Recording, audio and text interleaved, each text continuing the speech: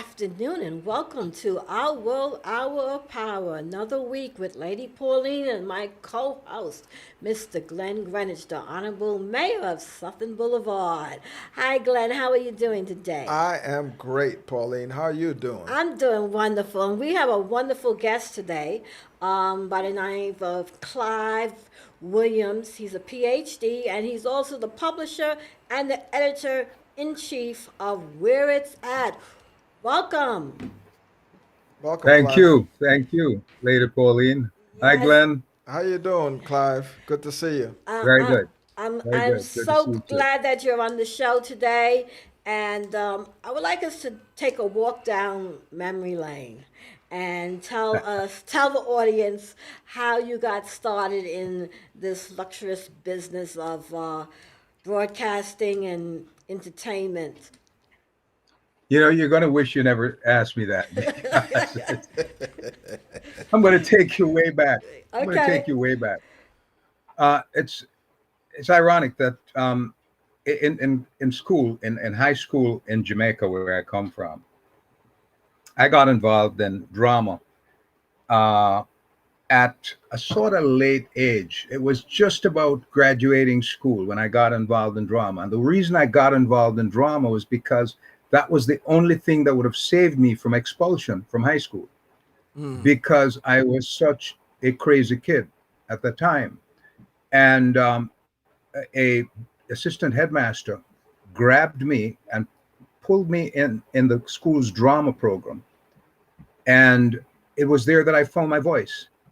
It was there that I realized that I had some articulation. It was there that I realized that I had an interest in literature and reading and so forth. And so I became immersed in communication. And after starting my work life, I got an opportunity, just literally came out of nowhere. A television producer saw me and he said, "Why don't you come in for an audition?" This was a JBC, Jamaica Broadcasting Corporation, but a subset of JBC, which was the educational broadcasting system in Jamaica, and the Jamaica Information Service. And they brought me in, and he said, "You have a presence for television, so why don't you take a shot?" And this was back in about 19, oh, I don't want to date myself now, but this was in the late 60s, right? Very late 60s. And I broke in that way. I used to do interviews with government ministers in Jamaica and did some work for the prime minister then, in that I introduced one of his key selections for running for member of parliament. And I did evidently, I did such a good job with the interview that I started getting more and more work. But all this time I was freelancing. This was a parallel profession, so to speak. And so I never did see that as the end all and, the be all and the end all of my life. I saw it as a parallel profession, but I grew.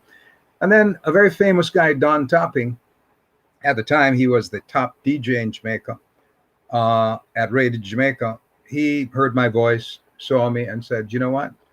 You're made for radio." So I got involved in radio. And at the time, Radio Jamaica was opening up a new platform. It was an FM platform called Fame FM.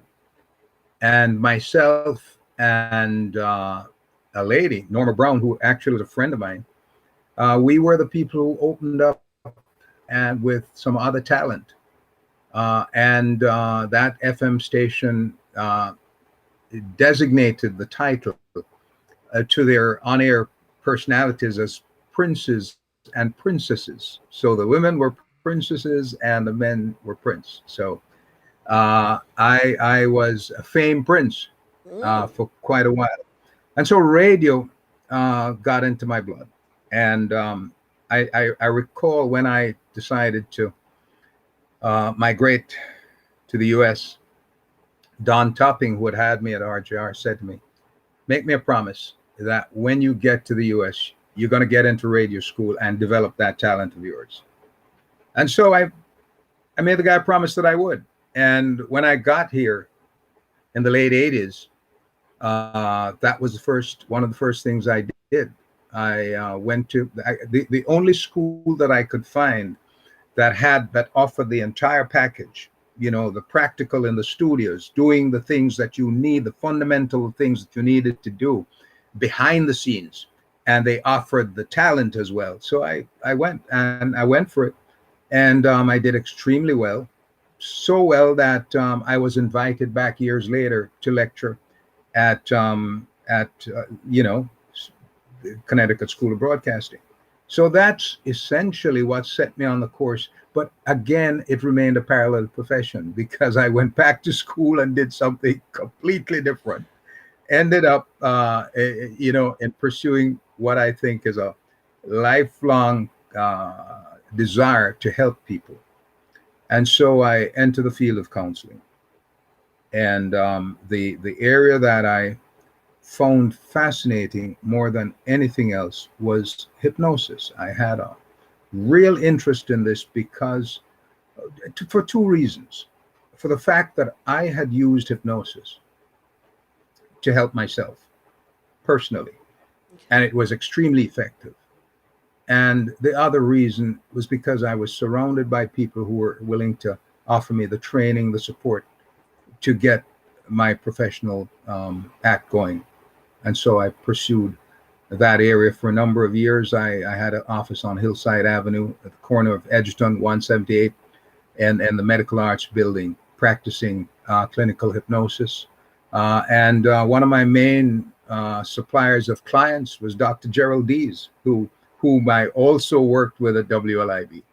Isn't that Wow. So something? that's Oh my goodness. What a small world, how everything comes together. Our lives are yeah. very similar because it went that way for me as well. I was involved in radio for a long time and then I got into different fields, but my Mm-hmm. passion has always been radio. But I'm also, as I said to you, I've been a social worker for the past 25 years working with Yeah. people that need help. Clive, I would like to ask you, if it's not too personal, how were you able to use hypnosis to help yourself personally? Well, I had been a smoker from age about 12, Okay. Okay. and I just couldn't kick the habit. And I learned of a program that was being offered by a hospital. I think it was St. Andrew's Hospital, and part of the program was fasting and hypnosis. The ability to tap into your inner mind and to focus like a laser on exactly what you want your outcomes to be. And that it interested me because it worked. Because for the first time, I was able to give up. And by the way, I smoked until I was 36 years old, right? I've been a non-smoker since then. And hadn't that liberated me? Can you imagine? I might not be speaking to you right now. And every time I look at a smoker, I don't get angry. I just feel a great deal of sadness because it is such a it is a habit that is it's one of these psychological things that is very complex, and psychologists, I'm sure, are trying to wrap their heads around it, because smoking gives you a certain relief for a short time. It suspends the tension for a little while. It seems to take the stress away for a little while. But then on the back end, you find that you're hooked to the thing. You're so habituated to it that you can't let it go. So that's the downside. And so the fact that I was able to get rid of that habit, and hypnosis was one big part of it, made me interested in pursuing it. And I helped a number of people in my practice to kick the habit of smoking.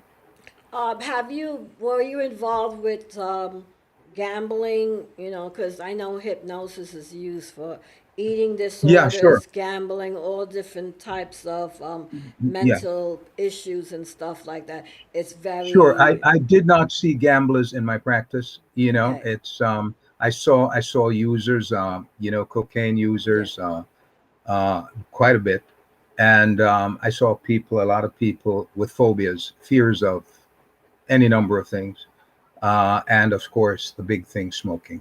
smoking, yeah. Yeah, I That's love that. I very love that. interesting, You, very. it's interesting because what I know of you, you're very focused. So you've really taken that work and made it you, made it and taken it to all different areas of your life from what I can gather from what I know of you. hmm. That's very salutary. I accept that, and I know I know, Glenn, quite honestly, that just learning to focus the it's amazing. People think hypnosis is this complex and strange practice, when in fact in England, the United Kingdom generally, hypnosis has been used for years. From the 50s, hypnosis was accepted by the British Medical Association as a useful, effective practice. As a matter of fact, in most teaching hospitals right now throughout the United States, hypnosis and meditation are being used together, hand in hand, with patients who are uh, really going through catastrophic illnesses. Yeah. Okay. So this is not to be scoffed at. There are three therapies that are really very significantly used in teaching hospitals now: hypnosis, relaxation or meditation, and humor, And humor. and humor, Okay. and humor. It's very Just get important. people laughing. Just get people to laugh, right? It heals people. So it's not to be taken lightly. But what do we know? We're not given that information, unfortunately. It's funny. I had the opportunity when I had the practice on Hillside Avenue in 1994. I was among a group that was invited down to Harvard to do a program that was looking at prayer and meditation and its effect on health, its Mm. effect on our outcomes, Okay. on longevity. And that program was regulated by Dr. Benson, Herbert Benson, who is the father of mind body medicine in the United States. States. And Dr. Okay. Herbert Benson, I read his first book, The Relaxation Response, when I was in my 20s in Jamaica. And that book has never left my library. As a matter of fact, every time I can't find that book, I buy a new one, because that's the most profound book that I had read in terms of dealing with the issues that beset us right now. This month, we're celebrating mental awareness, Yes. and that book dealt specifically with the challenges. And what really impressed me about Dr. Benson is that he took the time to look at the problems in Black America. And he said in his book that many of the problems in the Black community that are being perceived or diagnosed as hostility is in fact stress, stress. And the reasons why we have that high incidence of hypertension and other problems in our communities is just that: stress, That's environmental stress, a number of other stress. that's great. We're going to take a station break right now to pay some bills, but we're right back to explore that in a moment. We'll be right back. But first, are you a small business owner looking for solutions? TMI and Partners is a business solution company offering operational, branding, and financial solution. For only $9.99 a month, your company will be assigned a personal business advisor. Well, that's right, only $9.99 per month, no contract, and you're on your way. Call TMI at 347-234-5304. That's 347-234-5304. Or visit their website at tmium.com.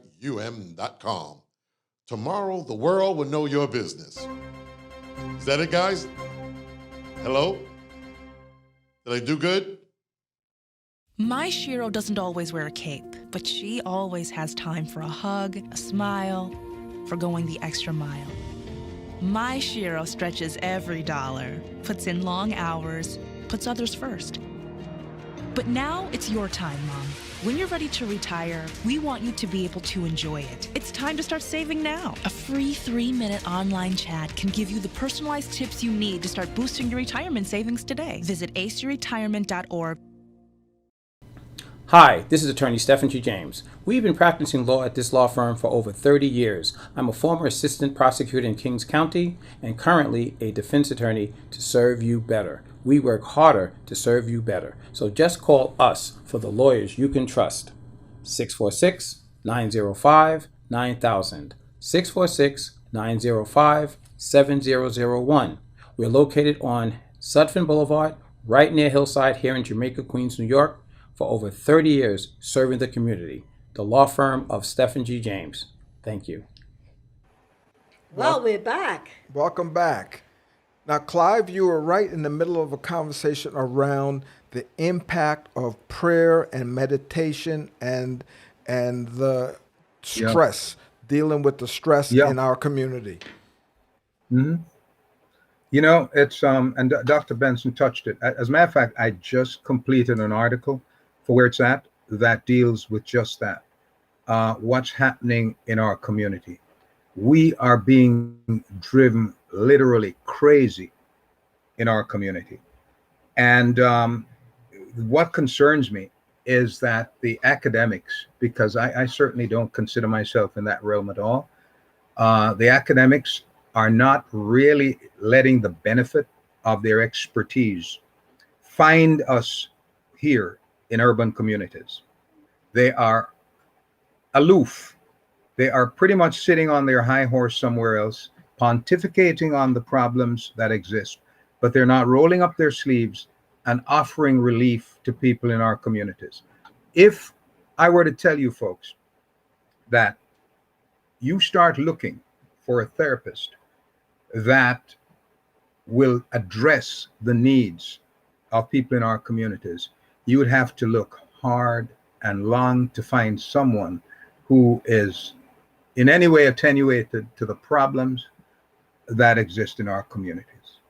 There are little or none. And that is really, really very sad. I wrote a book called Release Stress and Revitalize Your Life. And there is still life in that book because it's a perennial read. You can read it anytime, anywhere. As a matter of fact, in last September, I was in a hospital. I had a procedure done. And that, my own book, was my daily guide to recovery. And before I left the hospital, the nurses had taken that book away from me. And on that floor, every nurse was sharing that book and reading that book. And I met people who came to me at my bedside and said to me, "Oh, you're the man who provided that book. I read this chapter. Tell me about this chapter." And that was the kind of feedback I got. People are hungry for information that, impacts on their lives, because people are really stressed out. You know Especially, something? You know something, Clive?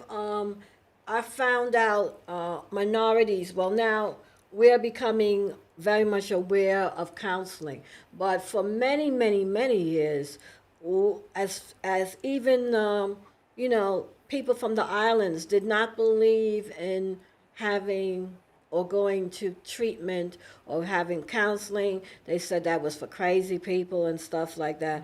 And I know when I went to college, they always said once I became a social worker, that you need counseling. You need to go to counseling for yourself, because you have all this weight of the clients on your shoulder. You yourself need to go and address your issues.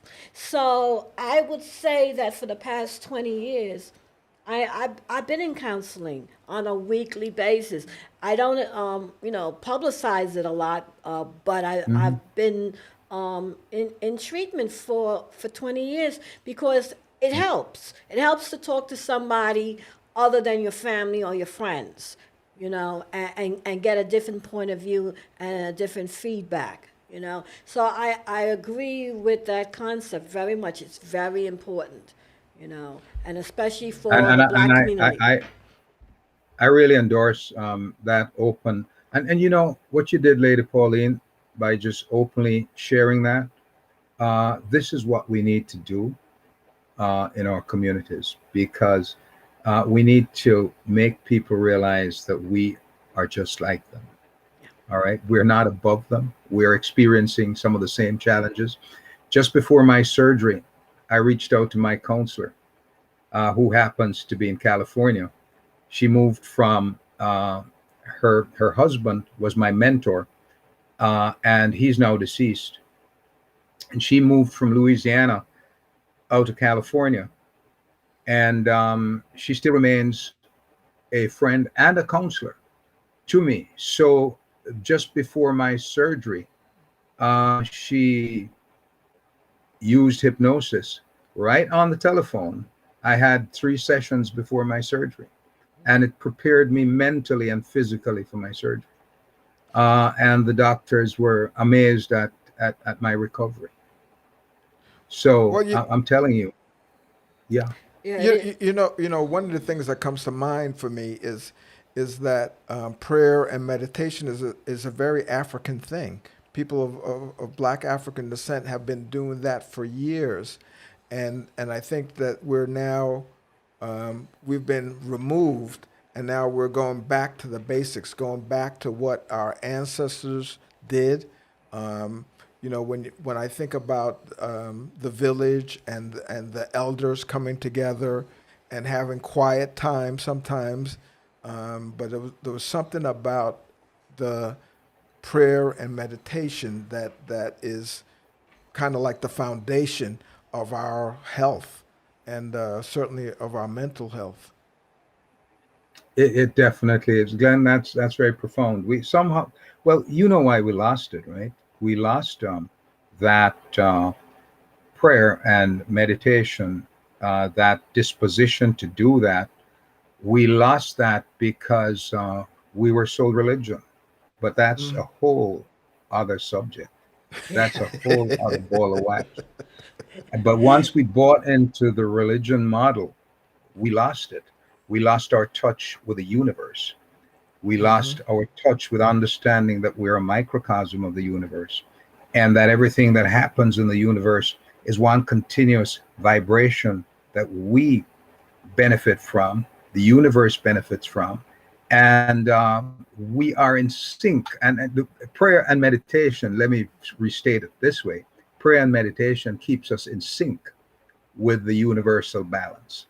And so, yes, we are hopefully going back to that. Yeah, it's really necessary because a lot of us are broken, and Yeah. we need to be fixed, and we need to admit that there is a problem first of all, you know, and First of all, yeah. You animate me, because you're so open and so honest. We need to address the fact that we have a problem. And you mentioned something, Lady Pauline, that I got to tell you a strange thing. It might sound a little bit discordant, even a bit discriminatory. But when I had my practice, folks who were of my from the land of my birth, or people who were from the Caribbean, I didn't see them. that's They true. stayed away from. They It's stayed very away true. from it. As a matter of Yes, I fact, know. a good friend of mine, a dentist, a Jewish fellow who's a dentist, he used to refer clients to me, and they'd say, like, you try to find out about the person that you're going to see, and he would say, "Oh, he's a Jamaican." And, oh no, we we're not going. My clients were 99% African American, Mm-hmm. right? And so let's face it. African Americans are not late in coming to the table. We those African Americans who went to college back in the day are aware of the need to fix themselves, to continually grow. And this is what it's about. I say to people, look, it's not someone doing an intervention in your life to tell you what to do. It's someone, a coach, a guide who is helping you to find the best options for your life, the optimal way to live your life. And it can be, you are helped simply by having another perspective being offered to you. Yes, I And agree and and, and so, 100%. yeah. You know, Clive, I want to switch gears for a little bit. I want to talk about your newspaper, where it's at. Tell me, how did that get started, and where were you at that time mentally? I got stories for you, man. Let me tell you I got the time. yeah, look, here's the thing.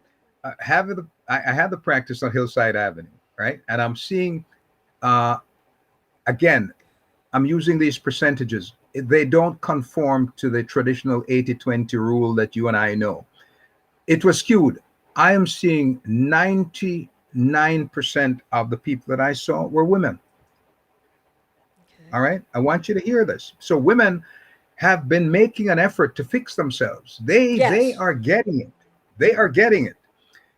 However, one of the things that I saw in the ladies that came to my practice was that they were hardworking, most professionals, lawyers, doctors, teachers, from various areas of the professions and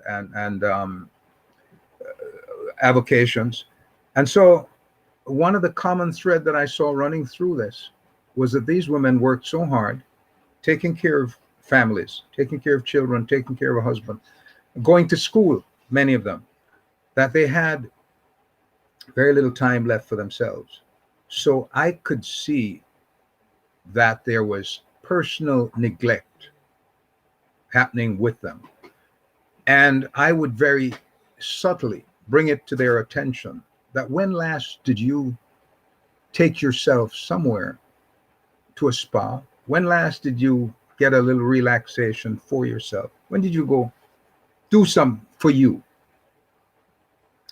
When did you buy something new for you? And I found just a very consistent response. They just forgot themselves in the pursuit of helping others. And it dawned on me that I needed to do some program, something that would encourage these people to pay attention to themselves a little bit more. And my wife and a business partner of mine, we came up with the idea of starting a Mother of the Year pageant, which had nothing to do with pageantry as people know it. No bathing suits, no nothing like that. But just we got a group of these women together and just reintroduce them to fashion, to cosmetics, just reintroduce them to making themselves look good again. Because when you dress nice, Oh yeah, somehow when it you gives feel you good, a you look glow. good, It you lifts feel you up. good. It lifts you up. It makes you That's why I feel better. always do my nails. My nails are done Right. every single day. Right. I do Yeah. it myself. Yeah. It gives you a lift, Yeah, it And does. We're, so, we're and gonna so, we're gonna yeah. interrupt you for one What's second. We're gonna take another station break. We'll be Sure. right Right back, back. and we'll find out a little bit more about that pampering. Yeah. Sure. Every day, Millions of people are connecting. Father, cosplayer, mentor, actor. It's time we take a step forward, come together, and discover how accepting our differences can make us stronger. As a young girl, I just grew to love using power tools, pouring concrete, and doing things that were scary and loud, and yet I looked around and realized no other girls are doing these things. As I grew up, I realized that girls need to see themselves in this space. Start here. So that's what I set out to do, and I became an educator and a mentor for young girls. No masks down till clear. Making teaches girls how to think of their ideas as important. Go light. It changes the way they think about what they're capable of. If I can fuse metal, what can't I do? Perfect. Look at how good that was. And so I think making for girls is about voice, and that's what's really exciting, because we're building the world we want to see for ourselves. You guys look so cool! Now I want to hear why you make. Share your own Why I Make story today. Visit whyimake.org. Part-time job, full-time hustle, all-time Shiro to all of us. You nurture, we listen. You teach, we thrive. You lift our spirits, but we've got to lay down the truth. It's time for you, our Shiro, to stretch for the stars. A free online chat can give you the personalized tips you need to start boosting your retirement savings today. Start saving more for retirement so you can feel prepared and live your life to the fullest. Visit aceyourretirement.org.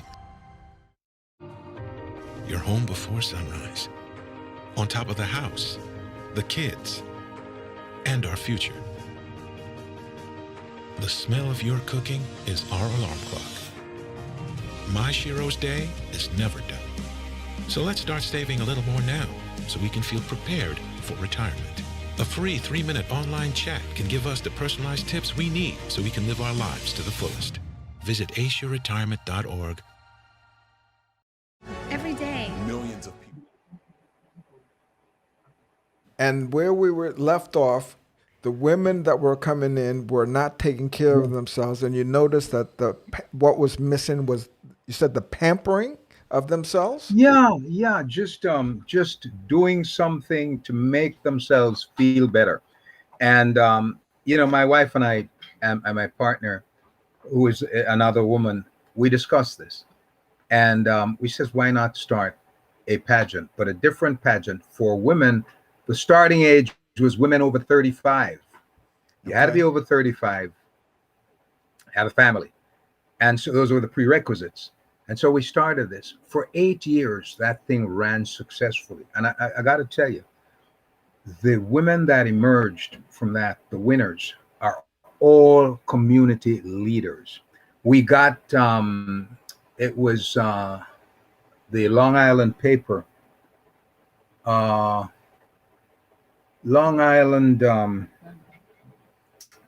paper. It will come back to me that they were part of the sponsorship of that event because they featured most of our contestants who participated in the event. And what it was, what these women did, they learned to start performing all over again, things that they did maybe in college, maybe even in high school or in school. They did poems, they did skits, they dressed up in gowns.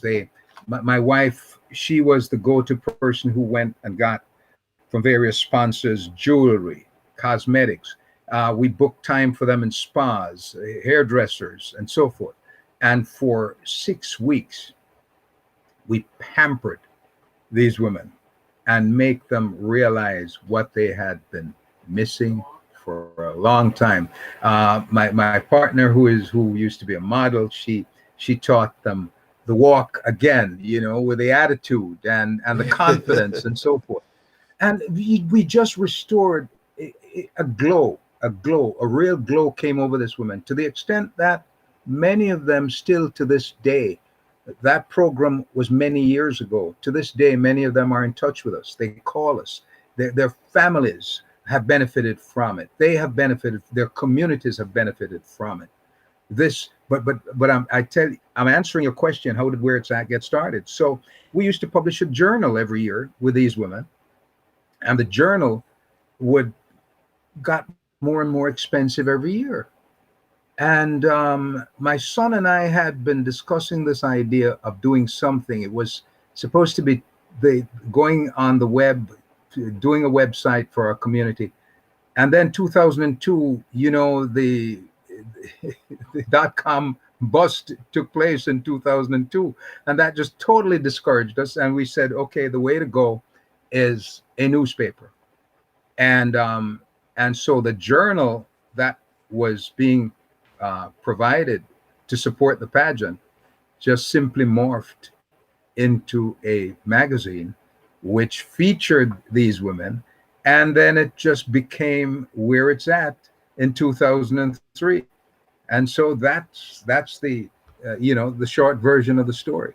And where it's at has grown year by year. We call it the platform of the Caribbean community. Now it's morphed even more. It's become an urban magazine, which I find that it's hard for me to tell you, based on the current demographics, whether more African Americans are reading it or whether more Caribbean folks are reading it. I would say it's half and half. So it has become a community magazine. And so for the last 18 years, that's been our mission. Totally committed to it. You know, one of the things that when I look at your magazine, I look at Queens, Brooklyn, Long Island, Bronx, Manhattan.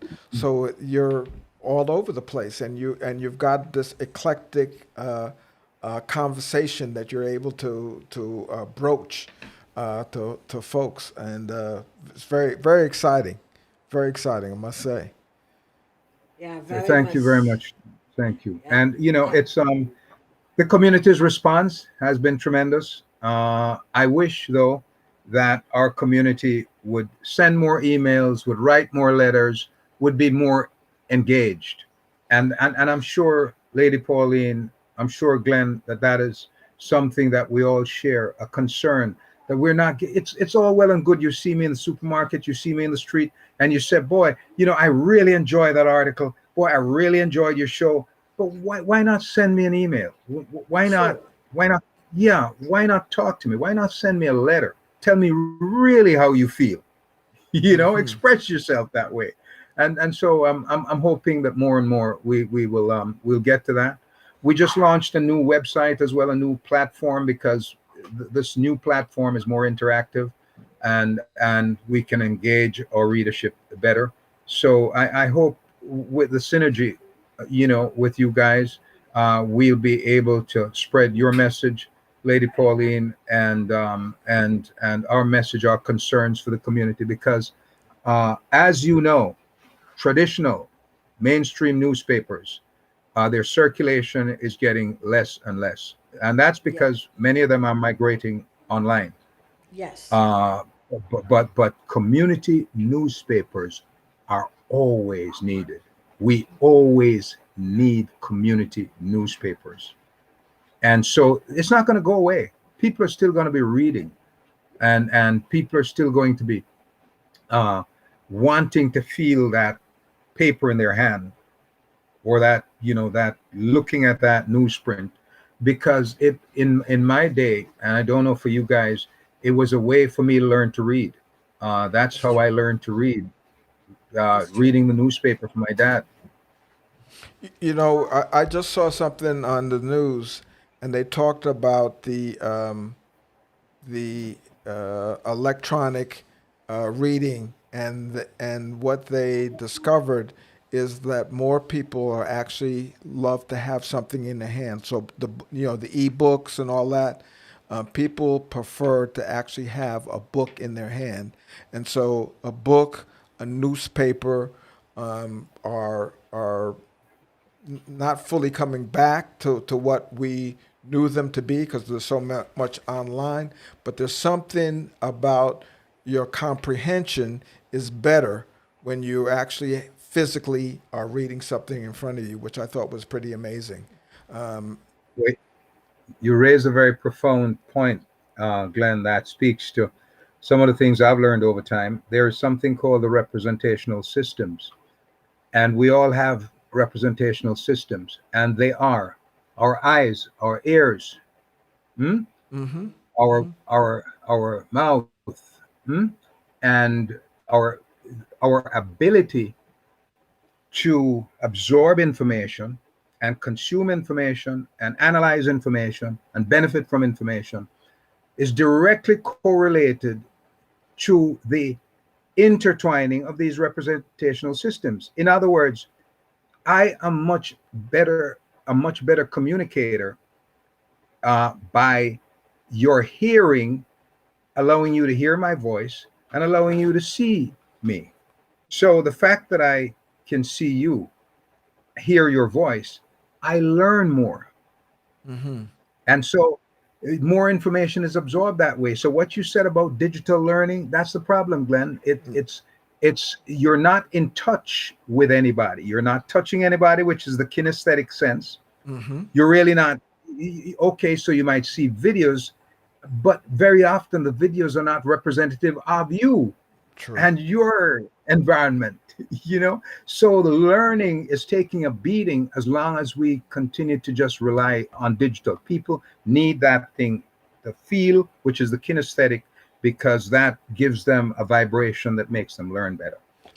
Also, Clive, one of the things that has happened to us in the past year is just that, the fact of, I know I had to take my show online, I used to have the guests come into the studio all the time. And I missed that. I missed that talking with that person across the table. I missed that hug when I saw the person. I also missed taking pictures with the person, my guest, and so forth and so forth. So it is very important to have that physical interaction with a person. Yeah. The internet It's is that great. added dimension. Yeah, that added dimension of humanity, which makes us really whole. Yeah, very much so. And I was going to ask you to come into the studio because in the past 3 to 4 weeks we started opening back up for our guests to come into the studio. So what I would like you to do one day is to come in. And if we can work out something, you can do a show here with us, and I would love it, because I think we all as individuals have a lot to give to the community. We've been giving, but there's still more that can be done, And Well, man, you have found your niche because you are motivating me, and that's not easy to do. I've become a little cynical, but really, I'm glad to know that there are people like you who believe like us in a commitment to community, and yes. I Absolutely. really yeah, I'm yeah. And sorry Glenn, I seem like I hounded you. I'm like that. If I want somebody on my show, I'm going to keep calling you until you pick up the phone, and I'm going to back you up into the corner and make sure that you come on the show and talk. So I'm going to be calling you because I want you to be part of this network. You hear me? yeah, I So hear you. I hear you.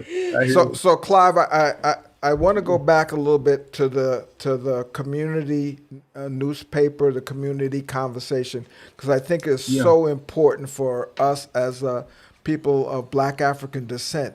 There's so much interconnectability that's available when we begin to know what each other's up to. We begin to then share visions and then begin to work together inside of our community.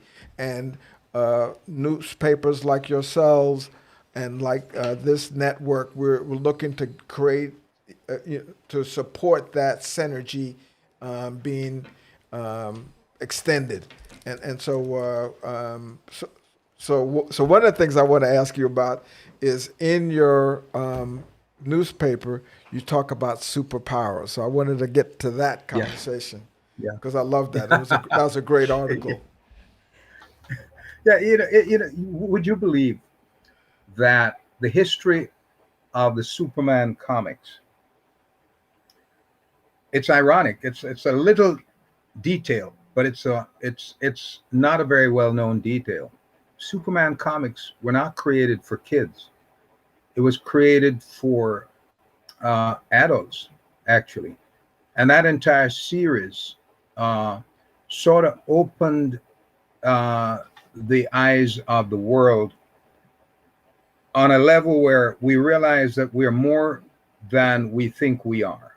If nothing else, one of the lessons I learned from it as a youngster, I was one of the few kids who was into Superman comics from way back, but I realized that it was really adult reading.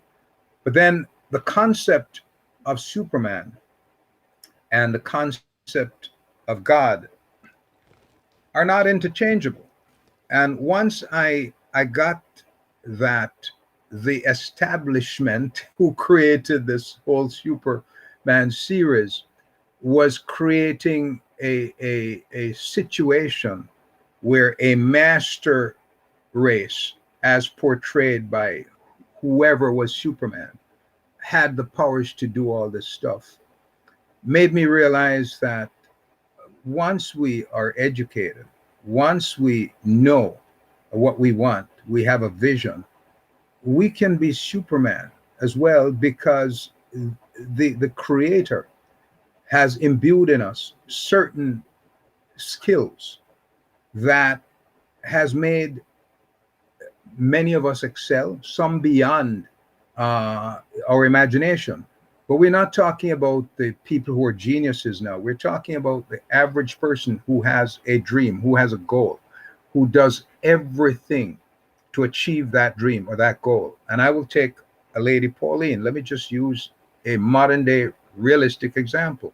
You had a vision of this network. What'd you do? It would be easy to be deterred. I'm sure there are many people who told you, you're dreaming a little bit too much. They did. They That's told hard. me. Matter of fact, my It's own almost son told me I was crazy, and I said, You're "No, crazy. I'm gonna make this happen. It's gonna happen." How do you? And I said to Glenn, "It's gonna happen." So your superpower is your determination, your vision, your willingness to make sacrifices to achieve your goal. Think about what that entails. If you sat and really thought about it, you wouldn't do it. Look, I know in retrospect, and this is why a lot of college professors can't become business people, because they have understood in its minutest detail all the steps that are required to become a successful business person. And they've said, no, that's too hard. That's way too hard. Let me teach it. No, seriously, if you were to go back, Lady Pauline, and track the steps that you took to get where you are, all right, then you would say, it's too hard. That was a tough journey, but that's your superpower. And those of us, let's not kid ourselves. Those of us who have risen above, let us consider where we're coming from, right? Progress has been made. Let us consider where we're coming from. I was saying last night to my family that I'm seeing Black folks on television talking about love, talking about getting honored, getting recognized for whatever artistic skills they have, whatever academic skills they have, whatever professional skills they have. We are growing. Our superpowers are developing, and this is what is driving a scare in the man's backyard. The man is frightened by the fact that once we get an opportunity and the door is open, where we can take this thing. So we have superpowers. Our superpowers have been honed by prayer and meditation and suffering. It is they say iron sharpeneth iron. We are iron. We have been through it. We have taken all the licks that anyone can take. And here we are.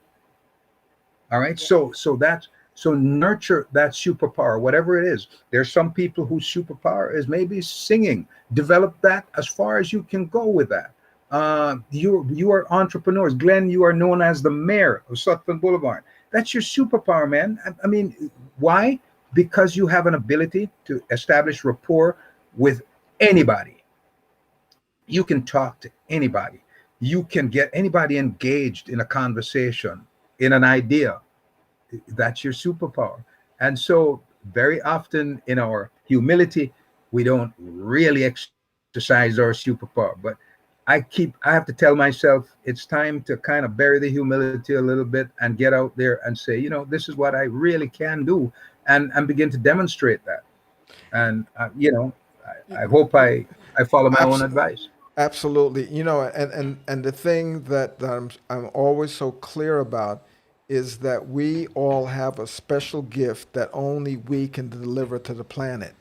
And when we get in touch with that superpower, when we get in touch with what that gift is and that passion that we have, the world is our oyster, as they say. And Yes. so Yeah. and so I'm very clear that is, I do some work, facilitating work in the International Black Summit, and I work with youth. And one of the exercises that we have with them is if you could name any superpower, super hero, who would you Yeah. pick and why would you pick it, so that they begin to discover what it is that they like about themselves, what it is that they see about themselves, what is it that they'd like to do with themselves. And you said it earlier, part of developing that superpower is having that vision and that purpose. And again, using prayer and meditation is a way of focusing. And let's get back to that focusing Yeah. that we started Yeah. off this conversation with the hypnotherapy is Yeah. is being able to focus and utilize that skill set that we have, that special thing that we are here to develop on the planet. Yeah. Yeah. Well, Clyde, I'm going to tell you right now, you're going to be part of our team. You hear? I'm saying it on the air. I'm going to make it happen. You know? Oh my God. I'm thrilled and honored to have that Yes. invitation from you. Yeah. Yes. So Clive, we're getting closer to the end, but I want to find out. So where are you looking to go? What do you see next? The next platform, the next phase of where it's at. That's really a good question. And I my son is whom I've begun to rely on to help me sort of flesh that out. Okay. He's obviously much younger than I am, and he has some thoughts. But certainly, one of the things I can tell you with assuredness, Glenn, is that our community, our business community, and our community generally needs us. So whatever we are, we're not locked. And one of the great things about being a maverick news magazine is that we can do what we want. We can turn on a pinhead, right? We're not limited. We're not held by conformity to the norm. Wherever we see the need that our community is saying this is what we need, then we can turn and address that. So one of the things that we're doing now actively is fostering small businesses, developing relationships with small businesses, promoting small businesses, getting to know the owners. And these are young, many of them millennials, whom my son is meeting and talking to. Many of them have been in business for a long time, but we have not had an organized either Caribbean American or African American business sector per se, small business sector. It's not organized. There are those businesses who have been fortunate to have been given a leg up, and they're doing well, doing contracts and doing this and doing that. But that's not spilling over into our community. So what we want to do is really begin to act as not only a lever, but act as coordinators to small businesses, bringing them together, selling them, convincing them of the idea of pooling their resources, at least begin to talk to each other. And we are acting now, and that's the next threshold, Glenn, that I really want to address. as public relations people for them. That's the next step that where it's at wants to be at, because we are not really aware of how important image is. We're not really convinced of how important marketing is in our communities. And we're not convinced about the message that we're sending. So, what we're doing, the next step that where it's at is embarking on, is to make people aware that in setting up their small business, image is everything. How people perceive you is everything. Your marketing, where you choose to market and how you market to your community, is absolutely critical.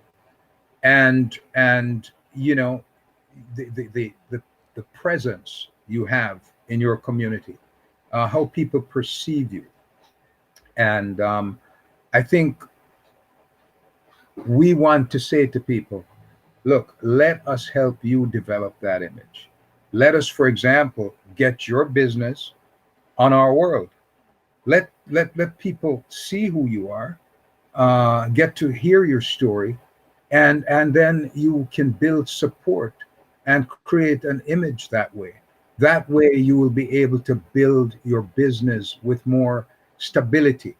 And I think what you're doing at our world is exactly what I'm striving to do, however, on a different path.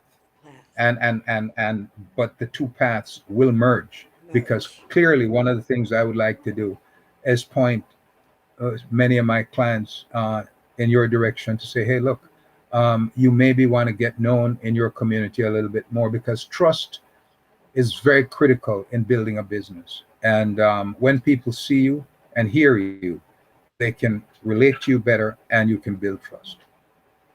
That's very true. Thank you so much, Clive, for the message that you have just given this community. It's a value. And please tell everybody how they can get in contact with you, um, to advertise, whatever, to get the message out.